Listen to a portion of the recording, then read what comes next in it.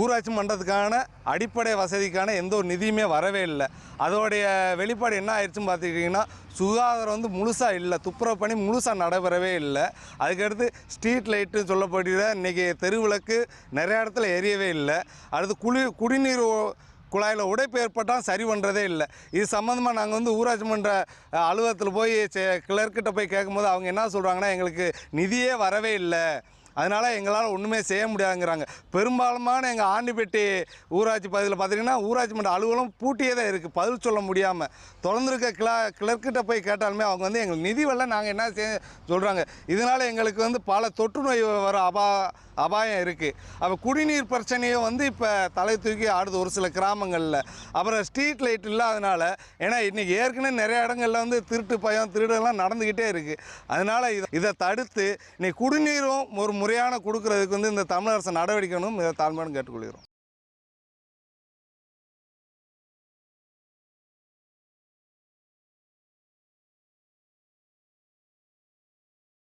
நம்ம காந்தி மார்க்கெட்டு பார்த்தீங்கன்னா, இப்போ வந்து நம்ம முதலமைச்சர் வந்து திறந்து வச்ச காந்தி மார்க்கெட்டு. ஆனால் வெளியில தான் உங்களுக்கு வேலைகள் முடிஞ்ச மாதிரி தெரியுது, உள்ளே வந்து பாதி வேலைகள் இன்னும் முடியலை. ஆனால் இப்போ மக்கள் ஃபுல்லாக கடைகள் வந்து ஃபுல்லாக எந்த கடைகளுமே எந்த மக்களுமே உள்ளே வரல கடைகளுக்கு. ஆனால் பாதி வேலைகளோடு நிற்கிற காரணம், ஆனால் சீக்கிரம் வந்து கடைகளை முடித்து கடைக்காரங்கிட்ட ஒப்படைக்கணும். ஏன்னா அவங்க வந்து அது வந்து நம்மளோட தசரா கிரவுண்டு அதை சீக்கிரம் அதை எம்டி பண்ணி இங்கே முடிச்ச மார்க்கெட்டு பகுதிக்கு அவங்க வரணும். இது சீக்கிரம் மாநகராட்சியும் தமிழ்நாடு அரசும் சீக்கிரம் அந்த வேலைகளை முடிச்சு கொடுக்கணும்னு கேட்டுக்கிறோம்.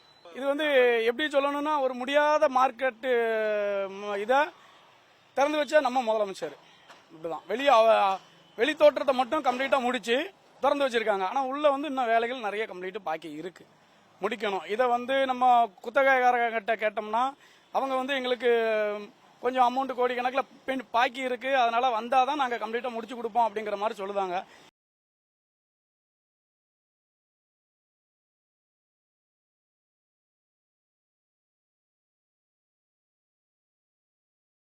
புரட்சி தலைவி அம்மா அவர்கள் முதல் முறையாக முதலமைச்சராக பொறுப்பேற்ற அந்த காலத்தில் திருநெல்வேலி மாவட்டம் ராதாபுரம் தாலுகாவில் பல்வேறு கிராமங்களில் தனிநபர் நிலங்களை கையகப்படுத்தி ஏழை எளிய ஆதி திராவிட சமுதாய மக்களுக்கு இலவச வீட்டுமனை பட்டா வழங்கினார்கள்.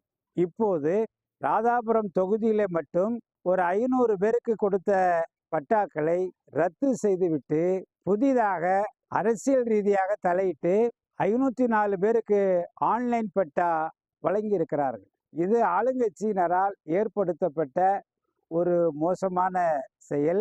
மறு விசாரணை வச்சு அதில் ஏழை பாளைகளுக்கு கொடுக்கணும், அல்லது ஏற்கனவே கொடுத்தவங்களுக்கு செல்லுபடியாகிற வகையில் புதுசாக கொடுத்ததை ரத்து பண்ணி அவங்களுக்கு வேறொரு இடத்த கையகப்படுத்தி பட்டா வழங்கணும்.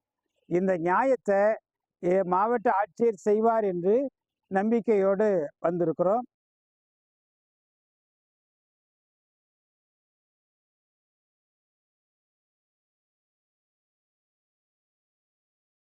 ஏழு மாதத்துக்கு முன்னாடியே நமக்கு நாமே திட்டத்தில் இந்த அங்கன்வாடி மையம் கட்டி முடிக்கப்பட்டாச்சு.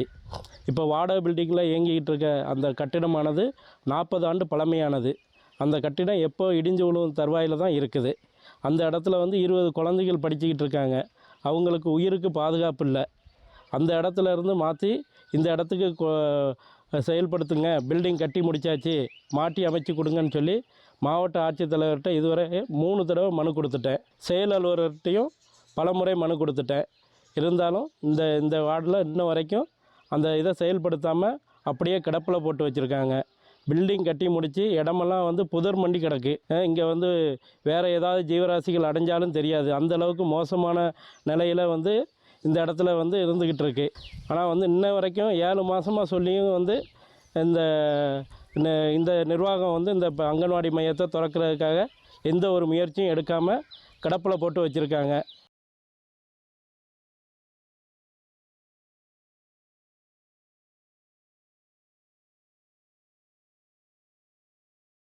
குடி தண்ணீர் பைப்புக்காண்டி தோண்டி போட்டாங்கன்னா உள்ளே பள்ளிக்கூடம் இருக்குது. ஏன்னா உள்ளுக்குள்ளே ஆட்டோ போகணும், 2 வீலர் போகணும், எல்லோரும் ஸ்கூலுக்கு போய்விட்டு திருப்பி சாயங்காலம் போகணும். எல்லாமே போக்குவரத்து நடு பாதையில் எப்படி உடச்சி வச்சுட்டாங்க. வந்து நேற்று உடஞ்சிச்சு. சரின்னு காலையில் 10 மணிக்கு வந்தால் வேலையை ஆரம்பித்து முடிச்சு வச்சாவில் இன்றைக்கி ஃபுல்லாக போட்டிருந்தாங்கன்னா எல்லாத்துக்கும் எவ்வளோ தொந்தரவு பாருங்கள். தண்ணி பைப்புக்காண்டி உடச்சி போட்டாங்க, அது டேமேஜ் ஆகி போச்சு. காலையில் 10 மணி ஆச்சு, வந்து பார்த்தாவங்களும் அது நல்லா இருக்கும். இப்போ கார் உள்ளே போயிருக்கு, கார்லாம் போக முடியாது சார். காரு 2 வீலர் இருக்குது. சாயங்காலம் ஸ்கூல் விட்டு பள்ளிக்கூடத்துக்கு விட்டு பிள்ளைய போங்க, உள்ளே வண்டி போகணும். எந்த டிராக்டருமே போக முடியாது, எந்த 2 வீலருமே போக முடியாதுங்க. இங்கே வேலைக்கு போகிறவங்க காலையில் எந்திரிச்சு வேலைக்கு போயிட்டு சாயங்காலம் வர்றவங்க எதுவுமே போக முடியாதுங்க. 2 வீலர் கூட போக முடியாமல் இருக்குது. கொஞ்சம் வந்து கவனிக்கணும். எதுவுமே போக முடியாது சார். கருப்பட்டிக்கு உள்ள கிட்டத்தட்ட ஒரு 5000 ஃபேமிலி இருக்குது. யாருமே போக முடியாது. 2 வீலரும் போக முடியாது, ஆட்டோவும் போக முடியாது. நீங்கள் நல்லா படம் எடுத்துக்கோங்க. இன்னும் கார் இருக்குது, உள்ளே வந்து பள்ளிக்கூடம் இருக்குது, பேங்க் இருக்குது. யாருமே போக முடியாது, வர முடியாத நிலமையில் இருக்குது. நல்லா ஃபோட்டோ எடுத்து பாருங்கள்.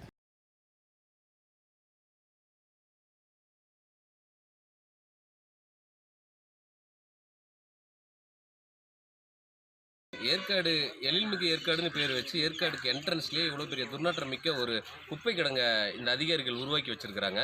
எதுக்காக இந்த குப்பை தொட்டி முதல்ல இங்கே வந்துச்சு அப்படின்னா, பயோகேஸ் மற்றும் பிளாஸ்டிக் ரீசைக்கிளிங் சொல்லிட்டு 2 பிளான்ட் இங்கே கொண்டு வந்து ஏற்காட்டில் இருக்கிற மொத்த குப்பையும் கொண்டு வந்து கொட்டி தரம் பிரித்து அதை இங்கே பணியாளர்கள் வேலை செஞ்சுட்டு இருந்தாங்க. இப்போ இந்த உள்ளாட்சி அமைப்பு நின்ற பின்னாடி அதிகாரிகள் வந்து இதை கண்டுக்கிறதே கிடையாது. இங்கே பணியாளர்களும் இல்லை, இதை தரம் பிரிக்கிறதும் கிடையாது.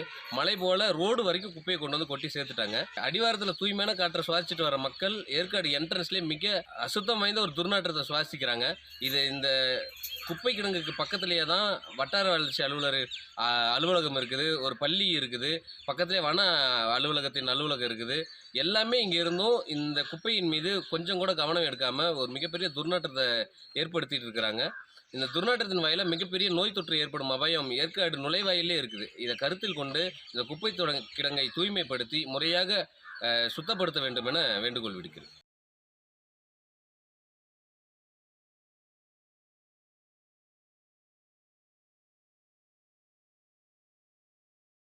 எனக்கு அடிக்கடி யானை வந்து ரொம்ப தொந்தரவு இருக்குது, மரத்தை அப்புறம் சேதப்படுத்துது. இந்த ஒரு வருஷத்துக்கு முன்னாடி ஒரு 200 தென்னை மரத்தை செவல்னி மரம் வச்சுருந்தோம். அதை அப்புறம் 200 மரத்தை சேதப்படுத்திடுச்சு. அதுக்கப்புறமா ஒரு மாதத்துக்கு முன்னாடி வந்து ஒரு 10 தென்னை மரத்தை சாய்ச்சி விட்டு போயிடுச்சு. இப்போ ஒரு 10 நாளைக்கு முன்னாடி ஒரு 10 மரத்தை சாய்ச்சி விட்டு போயிடுச்சு. நேற்று நைட்டு வந்து ஒரு 10-20 மரத்தை சாய்ச்சி விட்டு போட்டுருக்கு. இது ஃபாரஸ்ட்டுக்கிட்ட வந்து நாங்கள் சொல்லி பார்த்தோம், அவங்க எந்த ஒரு நடவடிக்கை எடுக்க மாட்டாங்க. 1க்கு 10 தடவை சொல்லி பார்த்துருக்கோம். அகல் பூரா நல்லபடியாக முதல்ல இருந்தது மாதிரியே எடுத்து கொடுங்கன்ட்டா அகல் எடுக்க மாட்டுறாங்க. அகல் பூரா மெச்சிருச்சு, சீரமைக்காமல் கிடக்கு. அதை பூரா மறுபடியும் சரி பண்ணாத்தையும் ஆனை இறங்காதுன்னு சொன்னால் கேட்க மாட்டுறாங்க. இது ரொம்ப பயம் கொடுக்குது. எங்களுக்கு தோப்பில் வந்து இருக்கிற பயமாக இருக்குது. பகல்லே வந்து 10 மணி 11 மணிக்கெலாம் ஆனை வருது. அதெல்லாம் ரொம்ப பழைய ஆகல போச்சு, பூரா மூடிடுச்சு, மண்ணு மெத்தி மூடிடுச்சு. மழை தண்ணி சரிவகி பூரா மண்ணு மெத்தி மூடிடுச்சு. இப்போ மனுஷங்களே நடந்து போகலாம், அந்த அளவுக்கு தளமாக இருக்குது. அகல்லாம் இல்லை.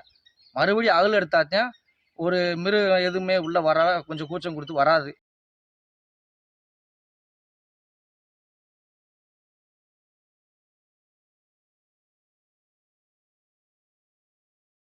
தமிழக அரசு சுய பரிசோதனை செய்து கொள்ள வேண்டும். குறிப்பாக திண்டுக்கல் மாவட்டத்திலேயே மாவட்ட பகுதி விவசாயிகள் நலன் பெறுகின்ற வகையிலே பல்வேறு வாய்க்கால் திட்டங்கள் நிலுவையிலே இருக்கின்றன. குறிப்பாக புல்வெட்டி கால்வாய் உட்பட பல்வேறு கால்வாய் திட்டங்களை செயல்படுத்த வேண்டும் என்று இந்த மாநாட்டின் வாயிலாக நாங்கள் தெரிவித்துக் கொள்கின்றோம்.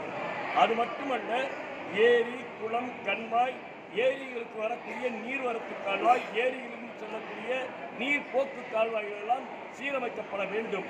ஆனால் இங்கு பொதுப்பணித்துறைக்கு ஒதுக்கப்பட்ட பணங்கள் எல்லாம் எத்தனை ஏரிகளுக்கு செலவிடப்பட்டிருக்கின்றன, எத்தனை குளங்களுக்கு செலவிடப்பட்டிருக்கின்றன என்பதை பட்டியலை திண்டுக்கல் மாவட்ட ஆட்சியர் பரிசோதனை செய்ய வேண்டும் என்று மட்டுமல்ல, தமிழகம் முழுவதுமாகவே எங்களுடைய ஏரி, கண்மாய், குளம் மற்றும் சார்பாக இந்த கோரிக்கையை மாநாட்டிலே வலியுறுத்தி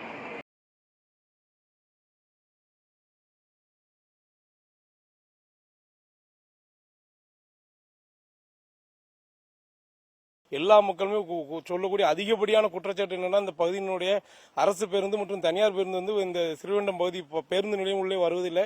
இதனால் இந்த பகுதியில் உள்ள பொதுமக்களும் சரி, பள்ளி கல்லூரி மாணவர்களும் சரி, நோயாளிகளும் இப்போ மேற் சிகிச்சைக்காண்டி திருநெல்வேலி பாலிசி மருத்துவக் கல்லூரி மருத்துவமனைக்கு செல்ல இருப்பதால் எந்த பேருந்து வராமல் மிகுந்த ஒரு 30 ஆண்டு காலமாக நாங்கள் மிகுந்த சிரமமும் அவதியும் பட்டு வந்தோம். இது சார்பாக ஆட்சியாளர்கள் மற்றும் மாவட்ட கலெக்டர் எல்லாத்தையுமே பலப்பட்ட மனு கொடுத்து எந்த பலனும் இல்லை. அப்போ இப்போ தற்சமயம் இருந்த இளம் பகவத் ஐயா மாவட்ட ஆட்சியர் அவர்கள் வந்து நேரடியாக இந்த மனுக்கள் அதிகமான மனுக்கள் இந்த குற்றச்சாட்டு தான் வருது. அவரே சேதிங்களூர் செக் போஸ்ட்டில் போய் இருந்துக்கிட்டு சிறுவண்டம் வட்டாட்சியர் மேற்பார்வையில் சிறுவண்டம் புதுக்குடி புது பேருந்து நிலையத்தில் புதுப்பாலத்து முன்னே சிறுவண்டம் கிராம நிர்வாக அதிகாரி அவள் ஏறி விட்டு ஆய்வு பண்ணும்போது எந்தெந்த வண்டியெல்லாம் போகலங்கிறது இங்கேருந்து தகவல் அவங்களுக்கு சொல்ல அவங்க சேதிங்களூரில் வந்து அரசு பேருந்து ஒரு 5 பேருந்தும் தனியார் பேருந்து ஒரு பேருந்துக்கும் தலா 10,000 வீதம் பயனடிச்சாங்க. ஆனால் தயவு செய்து இல்லாமல் சிறுவண்டம் பேருந்து நிலையக்குள்ள வரணுங்கிறது எங்களுடைய நீண்ட நாள் கோரிக்கை.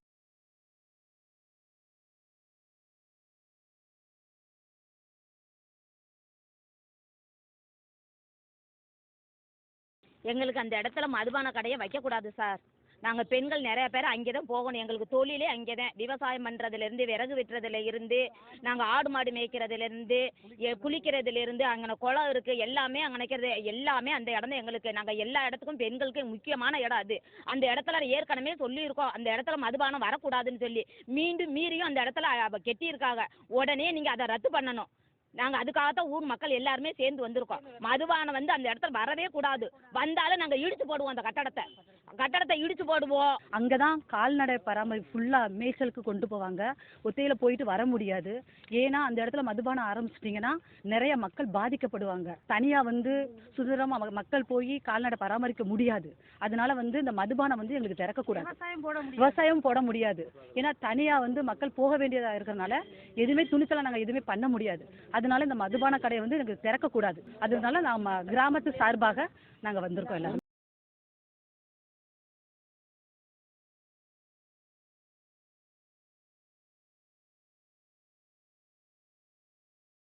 எங்களுக்கு வந்து இப்போதைக்கு வந்துட்டு தண்ணீர் தொட்டியை கெட்ட விட மாட்டாங்க. ஏன்னா நாங்கள் வந்து எஸ்சி தனியாக இருக்கோம், பிசி தனியாக இருக்கோம். அதாவது கரையோரத்தில் தான் இருக்குது. இப்போதைக்கு எங்களுக்கு வந்து அடிப்படை வசதி எதுவுமே இல்லை சார். இப்போதைக்கு வந்து எங்களுக்கு தேவை வந்து தண்ணீர் தொட்டி. அதை கட்டி நாங்கள் வந்து குளிக்கணும். அந்த இடத்துல குளிக்க விட மாட்டாங்க, தண்ணி தொட்டியை கட்ட விட மாட்டாங்க. தொடர்ந்து மனு கொடுத்து எந்த ஒரு ரெஸ்பான்ஸும் இல்லை சார். 10 மாதமாக போராடுறோம். நாங்கள் எல்லாருமே அன்றாட காட்சி சார். நாங்கள் வந்து யாருக்கிட்டையும் வந்துட்டு கவர்மெண்ட் வேலையோ இல்லை வந்து அன்னன்னைக்கு இதெல்லாம் கிடையாது. 100 நாள் வேலையை பார்த்து அன்னன்னைக்கு நாங்கள் பிழைக்கிறவங்க. நாங்களே அந்த அளவுக்கு கஷ்டப்படுறோம் சார். கஷ்டப்பட்டுக்கும் எங்களுக்கு வந்து ஒரு தண்ணீர் தொட்டி கூட இந்த தூண்டுதல்னால எந்த ஒரு நாங்கள் மாற்று சமூகத்தினர் சார். மாற்று சமூகத்தினர் இருக்காங்க. அவங்க வந்துட்டு வேறு ஊரில் இருந்துட்டு கட்ட விடாமல் தூண்டி விட்டுக்கிட்டே இருக்காங்க சார். எங்கள் ஊரில் வந்துட்டு சுடுகாடு இல்லை, பால்வாடி இல்லை, எந்த ஒரு அடிப்படை வசதி எதுவுமே இல்லை சார் எங்கள் ஊரில். இப்போ வரைக்கும் நானே 4 மனு வச்சுருக்கேன் சார் சுடுகாட்டுக்கு. நான் ஒரு ஆளுமே அலைஞ்சிருக்கேன் சார். இத்தனை பேர் வரல. இப்போ வந்து நாங்கள் தண்ணீர் தொட்டிக்காண்டி வந்து முழு இதாக ஈடுபட்டுக்கிட்டு இருக்கோம்.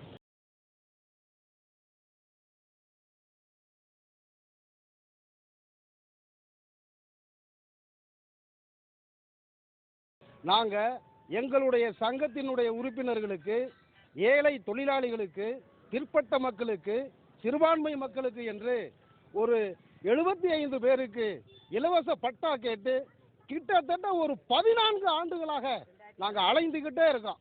இன்னைக்கு வரைக்கும் எங்களுக்கு இன்னும் பட்டா வழங்கலை.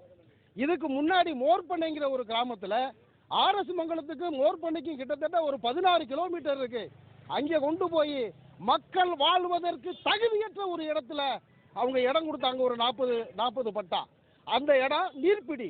இந்த இப்போ வேஞ்ச மழைக்கு கூட இன்னமும் அந்த இடத்துல தண்ணி கிடக்கு. இப்படிப்பட்ட இடத்துல எங்களுக்கு கொடுத்து கடைசியாக ஊர் மக்கள் நீங்கள் யாரும் இங்கே வரக்கூடாதுன்னு அந்த பட்டாவையை கேன்சல் பண்ணிட்டாங்க.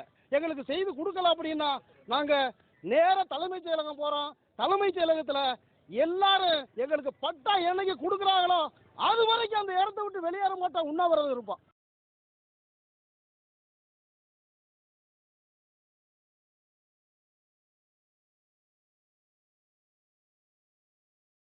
வைகை அணையிலிருந்து நீர்ப்பாசனத்துக்காக திறந்து விடப்படும். வைகை அணையிலிருந்து அணைப்பட்டி, விளாம்பட்டி, மட்டப்பறை, மேலூர், ராமநாதபுரம் வரையும் செல்லப்படும் இந்த வைகை ஆற்றிலிருந்து நீர்ப்பாசன கால்வாய். இந்த சிமெண்ட் கால்வாயானது விவசாயிகள் கிட்டத்தட்ட 2 லட்சம் ஏக்கர் விவசாயிகள் பூரா இந்த நீர்ப்பாசன கால்வாயில் வர்ற தண்ணியை நம்பி தான் இருக்கிறாங்க. இது ரொம்ப காலமாக அதிக இடத்துல இப்போ அணைப்பட்டியிலேருந்து விளாம்பட்டி வரையுமே சிமெண்ட் தடுப்பானது 20 இடங்களுக்கு மேலே உடஞ்சி தண்ணி தண்ணி பூராமல் வேஸ்ட் ஆகுது. அதிக இடங்களில் உடஞ்சிருக்கு. இதனால் தண்ணி வீணாகிறதுனால ஒரு போகம் முடிஞ்சு ரெண்டாவது போகத்துக்கு பாதியிலேயே தண்ணி பற்றாக்குறை ஏற்பட்டு மோட்டார் வைத்திருக்கும் நபர்களிடம் ஒரு மணிக்கு 500 600 என தண்ணீரை விலை கொடுத்து வாங்கும் அவல நிலை ஏற்பட்டுள்ளது. எனவே இந்த நிலை தொடர்ந்தால் விவசாயிகள் அனைவரும் ஏற்கனவே நட்டத்தில் ஏற்பாடு செய்கிறார்கள். நட்டத்தில் விவசாயம் செய்யும் விவசாயிகளை தமிழ்நாடு அரசு உடனடியாக காப்பாற்றும் வகையில் இப்பகுதியில் உள்ள சிமெண்ட் கால்வாயை உடைந்திருக்கும் அனைத்து இடங்களையும் சரி செய்ய வேண்டும்.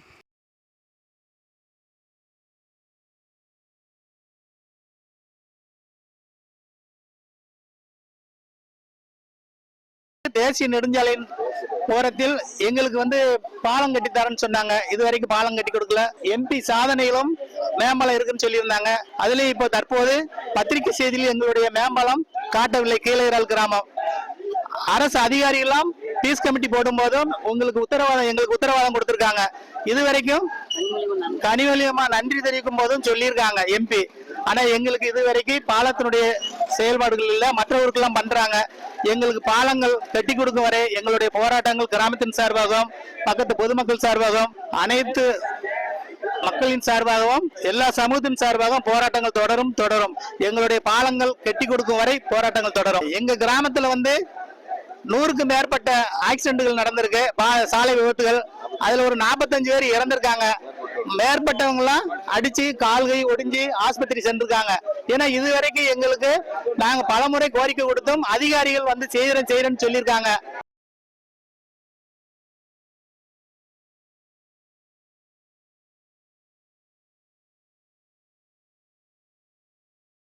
வெம்பூர் சிப்காட் தொழிற்பூங்கா என்ற பெயரில் கொண்டு வரப்படுகிறது திராவிட முன்னேற்ற கழக ஆட்சியில். ஆகவே இதை வன்மையாக கண்டிப்பதோடு மட்டுமல்ல, குறிப்பாக அவர்கள் உழைப்பால் தங்களுடைய சொந்த நிலங்களை 500க்கும் மேற்பட்ட 500 ஏக்கர் நிலங்களை சொந்த உழைப்பால் அவர்கள் ஈட்டியிருக்கிறார்கள். அந்த நிலங்களையும் கையகப்படுத்தி இந்த சிப்காட் தொழிற்பூங்கா அமைக்கும் திட்டத்தை தமிழக அரசு கொண்டு வருகிறது.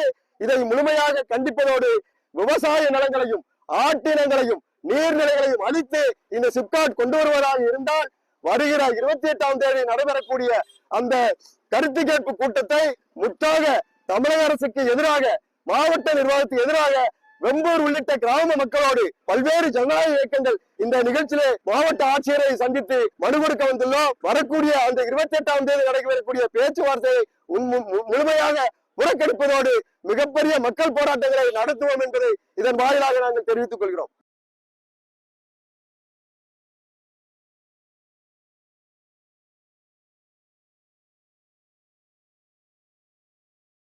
சரியில்லாமல் முன்னாடியே சொல்லியிருந்தோம். முன்னாடி உள்ள பஞ்சாயத்தில் போகிறோன்னு சொல்லியிருந்தாங்க, போடவே இல்லை. இப்போ இதில் ரோட்டில் ஸ்கூல் வேன் போகுது, எல்லா வீட்டுக்கு பயணமான லாரியிலேருந்து எல்லாமே போகுது, பஸ்ஸுலேருந்து போகுது. ஆனால் மழை பெஞ்சால் ரொம்ப சிரமமாக இருக்குது. மழை பெஞ்சால் ஸ்கூல் போகிற வேன் இதில் போகுது, சைக்கிளில் போகிற பசங்க இதான் போகிறாங்க. அது போகும்போது அந்த ரோடு சரியினால பஸ்லேருந்து சைக்கிள்லேருந்து கீழே விழுந்துறாங்க. இந்த மாதிரி நிறையா அசம்பாவிதம் நிறையா நடக்குது. இது முன்கூடியே சொல்லியாச்சு, நிறையா எடுத்து வரையாச்சு. ஆனால் பஞ்சாயத்து உள்ள போகிறோன்னு சொன்னாங்க, இன்னும் போடவே இல்லை. இதனால் ரொம்ப பிரச்சனையாக ஆகிட்டு இருக்குது. நாங்களும் எவ்வளோ எடுத்து சொன்னோம், எங்கெங்கேயோ சொல்லியாச்சு. ஆனால் இப்போ இந்த பீரியட் முடிஞ்சு போச்சு. இப்போ ஹைவேலேருந்து ஆடியோசிட்டி உள்ளே வருது ரோடு, அது வரையும் நல்லா இருக்குது. அதுலேருந்து ஊருக்குள்ள ரோடு ஃபுல்லாக அப்படி சரியில்லாமல் இருக்குது, குண்டுந்தமாக இருக்குது. ரோடு போட்டு எப்படி 10 வருஷக்கிட்ட இருக்கும். அதுவும் ரோடு என்ன சொல்லுது, ரோடு வரல கருவல் இந்த மாதிரிலாம் இருக்கனால போகவும் சிரமமாக இருக்குது. வேணும்னா ஸ்கூல் வேணும்னா ஃபுல்லாக இதுதான் போகுது. கொஞ்சம் சிரமமாக இருக்குது. இதை தயவுசெய்து இதை மேற்கவனம் கொண்டு போய் இந்த ரோடை எவ்வளோ சீக்கிரம் முடியணுமோ அவ்வளோ சீக்கிரம் போட்டு கொடுக்கணும்.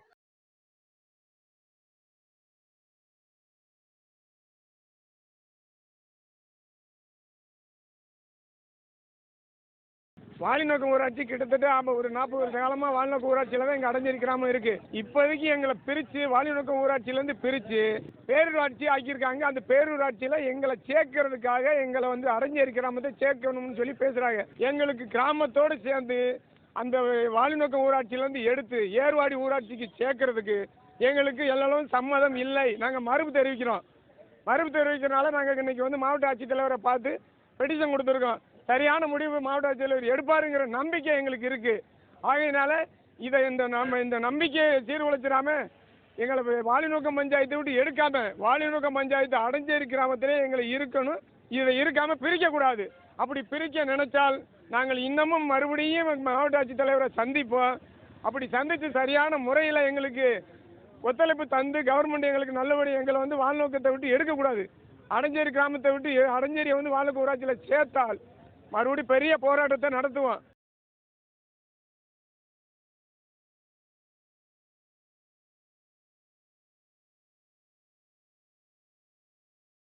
சாக்கடை 2 சாக்கடை வந்து வீட்டு முன்னாடி தண்ணி தேங்குது. அந்த தண்ணியில் வந்து கொசுவு ஈக்கெல்லாம் வந்து விழுகிறாங்க. ரோட்டில் போகிற வண்டி பூரா வந்து தெருவில் போகிற வண்டி பூரா வந்து விழுகுது. அப்படி விழுகிறதுனால பிள்ளைய வந்து ரொம்ப பாதிக்குது. அந்த சாக்கடை தண்ணி பேரெல்லாம் வந்து அந்த சாக்கடை தண்ணியில் உழப்புறியான், ஆள் இல்லாத நேரத்தில் ஒடியாந்து உழப்புறியான், அவனுக்கு காய்ச்சல் வருது. இந்த கிழவி தெருவில் ஒரு கிழவி 15 நாளாக காய்ச்சல் வந்து டைபாரி காய்ச்சல் வந்து கிடக்கு இந்த தண்ணினால். அதை யாரும் சொன்னால் கேட்குறாங்கல்ல. பிரசிடண்ட்லாம் என் பீரியட் முடிஞ்சு போச்சுன்னு சொல்கிறாங்க. அதனால் விஆர்ஐகிட்ட சொன்னால் அவங்க அதை கண்டுக்கிறவே மாட்டாங்க. நாங்களும் இந்த 6 மாதமாக சொல்லி பார்த்தோம், அவங்க கேட்கல. இதை சரியான நடவடிக்கை எடுக்காட்டி நாங்கள் பசு மறியல் பண்ணுவோம் சார். இப்போ மறுபடியும் அவங்க சரியான நடவடிக்கை இதில் விழுந்து ஏன்னா அவங்க வீட்டு முன்னாடி சாக்கடையை கட்டி வச்சுருக்கீங்க அப்படின்னு சொல்லி அடிதடி மல்லுக்கட்டெலாம் வந்து எஸ்பிஆர்த்தையும் போயிருக்கு. அதனால இப்போ மறுபடியும் உங்களை திரும்ப திரும்ப சொல்கிறோம், இதை வந்து சரியான ஒரு இதை பார்த்து இதை நல்ல சரியான நடவடிக்கை எடுங்க. இல்லைன்னு சொன்னால் நாங்கள் ரோட்டு மறியல் பண்ணுவோம் சார்.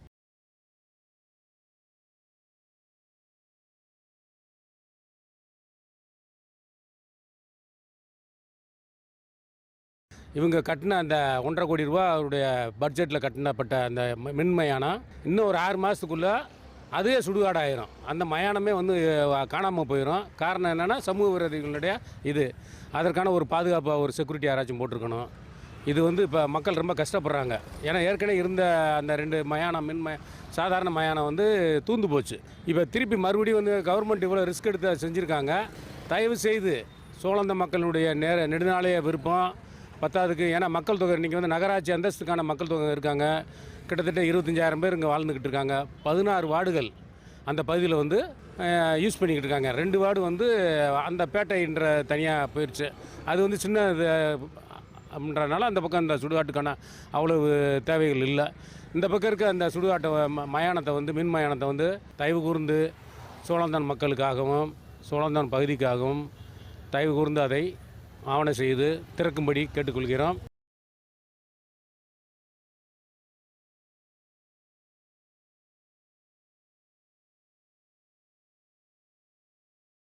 ஏதோ நலச்சங்கத்தில் இருக்குது, பட்டா தர மாட்டேங்கிறாங்க அப்படின்னே தகவல் சொல்லிக்கிட்டு இருந்தாங்க. சரி, நலச்சங்கத்துல இருந்து அரசு நிலமானதுக்கு அப்புறமும் ஏகப்பட்ட மனு கொண்டு போய் ஆஃபீஸில் கொடுத்துருந்தும் எங்களுக்கு வந்து இது வரைக்கும் பட்டா தர மாட்டேங்கிறாங்க. என்ன காரணம்ன்றதும் எங்களால் இது பண்ண முடியல. இது தவிர்த்து அரசு சம்மந்தப்பட்ட அனைத்து திட்டங்களும், அதாவது தெரு லைட்டோ, பாத்ரூம் வசதி, கழிப்பறை, குளியல் தொட்டி, இந்த மாதிரி எல்லா வசதிகளுமே எங்களுக்கு இந்த ஏரியாவில் பண்ணி கொடுத்துருக்காங்க. கிட்டத்தட்ட இங்கனக்குள்ளே வந்து ஒரு 20 குடியிருப்புகள் இருக்கிறோம். 20 குடியிருப்புகளுக்குமே பட்டா இல்லாமல் இருக்குது. அதுக்கு வந்து பட்டா வந்து நிறையா தடவை நாங்கள் அரசு நிலமானதுக்கு அப்புறமும் தாலுகா ஆஃபீஸ்லேயும் சரி, கலெக்டர் ஆஃபீஸ்லேயும் மனு கொடுத்துட்டு வந்திருக்கோம். எங்களுக்கு வந்து இந்த பட்டா இல்லாமல் நானே வந்து அரசு மானியத்தில் உள்ள வீடத்தையும் நானே கட்டியிருக்கிறேன். ஆனால் இது வரைக்கும் வந்து எனக்கு பட்டா இது பண்ண மாட்டேங்கிறாங்க. பட்டா இருந்தால் கொஞ்சம் பயம் இல்லாமல் இருக்கலாம்.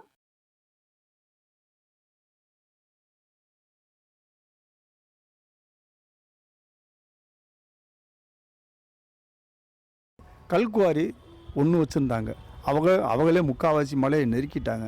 இப்போ திரும்ப ஒரு கல்குவாரி போய் வச்சுருக்காங்க. அந்த கல்குவாரியும் வந்து ஒரு பகுதியில் வந்து வச்சுருக்காங்க. இவங்க முடிச்சோன்னே இன்னொரு கல்குவாரி வரும்.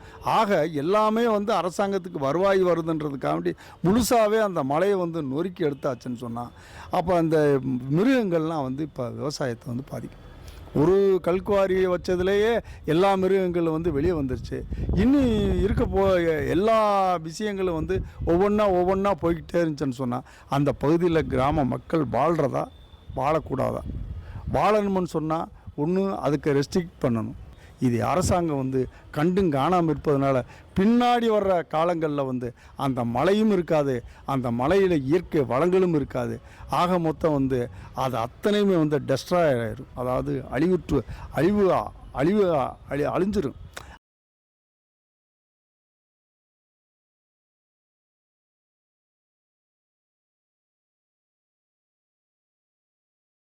குடிநீர் தொலாகி வந்து சோழந்தான் பேரூராட்சியிலேருந்து தோண்டியிருந்தாங்க. அதனால இந்த ஆலமரத்தோட மெயின் வேர் வந்து கட்டாகி மரம் வந்து பட்டு போயிடுச்சு.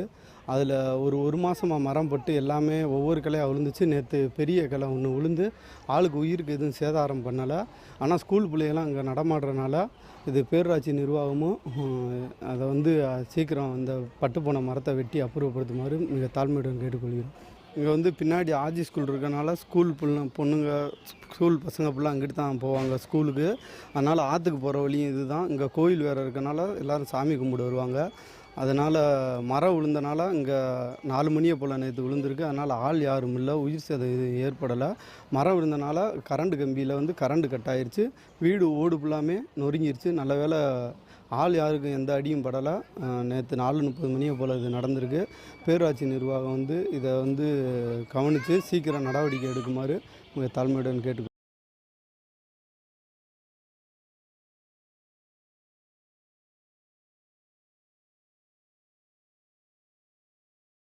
எங்கள் ஊரில் வந்து அதிகமான நாய்க்கள் தொல்லை.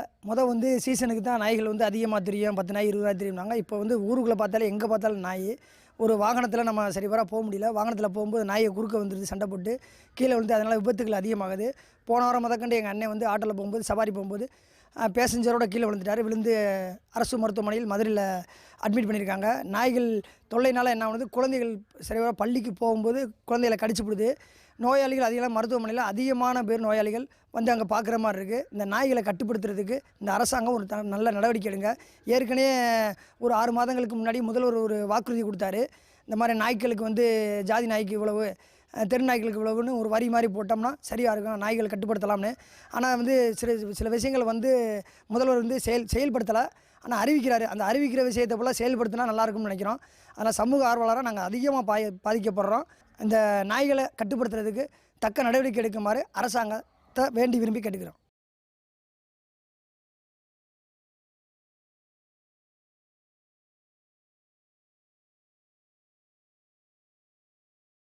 இப்போ கிட்டத்தட்ட ஒரு எத்தனை வருஷமாக இருக்குது இந்த பழுக்கில் தான் லைட்டு. இந்த லைட்டே தெருவில் லைட்டே கிடையாது. இதனால் என்னன்னா இந்த எனக்குள்ளே ஆக்சிடெண்ட்டு நிறைய ஆகுது. நேற்று கூட ஒரு சின்ன பையன் கீழே விழுந்துட்டான். ஒரு 2 நாளைக்கு முன்னாடி இதில் ஒரு ஐயா வயசானவர் உள்ளே போய் சாக்கடைக்குள்ளே விழுந்து ஒரு லைட் இல்லை. எல்லாருமே சொல்லியாச்சு, பேட்டியும் சொல்லியாச்சு, எல்லாத்துலேயும் சொல்லியாச்சு, தலைவர்கிட்ட சொல்லியாச்சு, துணைத் தலைவர்கிட்டையும் சொல்லியாச்சு. இதனால் நடவடிக்கை எதுவும் எடுக்கவே இல்லை. இதனால் தெரியப்போனா என்னென்ன விபத்து, பெரிய விபத்து தான் நடக்குது. ஏன்னா இந்தந்த வேகத்தடை இருக்குது. இங்கேக்குள்ளே லைட்டை பாருங்கள், லைட்டே ஒன்றும் இல்லை. ஒரு லைட்டில் இபி ஆஃபீஸ் தான் பேர். ஒரு லைட்டு கிடையாது இங்கே நெட்டில். உள்ளே அங்கேருந்து என்ட்ரு ஆகுறான். ஒரு லைட்டு கிடையாது, ஒரு குடி தண்ணி கிடையாது இங்கேக்குள்ளே, எதுவுமே இல்லை. இது நான் இப்போ என்ன எத்தனை வருஷமா இல்லை. தீயணைப்பு படம் இருக்குது, இங்கே போலீஸ் ஆஃபீஸ் இருக்குது. என்ன நடக்குது? ஒன்றும் இல்லை.